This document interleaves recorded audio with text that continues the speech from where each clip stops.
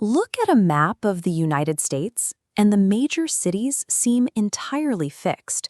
Places like New York, Los Angeles, and Atlanta feel as permanent as the rivers and mountains they sit beside. But those labels are artifacts of the past, remnants of forgotten conflicts, compromises, and historical near misses. If a few 19th century board meetings or colonial battles had gone differently, travelers today might be booking flights to Pumpkinville instead of Phoenix, or spending their weekends in New Amsterdam. Looking at this antique map shows that a city's name is its foundational piece of marketing. By peeling back these historical borders, we see the specific ambitions of the people who originally drew them. Consider the origins of America's largest metropolis. Before it was the financial capital of the country, the island of Manhattan was a Dutch settlement known as New Amsterdam. Look at this 1664 map, showing the town's footprint when British forces seized the territory. They stripped the Dutch title, renaming it New York.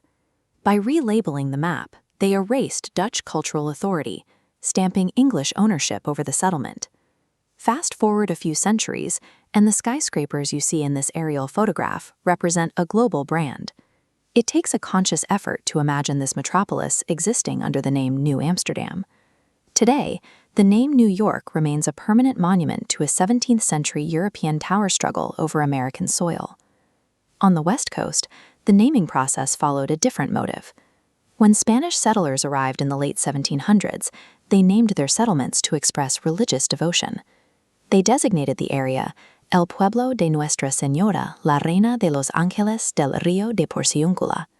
Translated, that's the town of Our Lady, the Queen of the Angels. Residents needed convenience, so they eventually chopped away the lengthy titles. Looking at this busy street-level view of the resulting city, you can see how that abbreviation stuck. By shortening the name to The Angels, the residents created a highly recognizable global brand. Today, Los Angeles is a sprawling hub of modern industry, but its name remains an artifact of 18th century Spanish missions, filtered through the speed and pragmatism of modern life. By the time expansion pushed further into the 19th century, the motivation for naming shifted again. New settlements tied to the Industrial Revolution often began with utilitarian titles. This sepia photograph shows a raw, industrial rail yard, the type of infrastructure that birthed the city of Atlanta. Its founders originally named it Terminus because it was literally just the spot where the railroad tracks ended.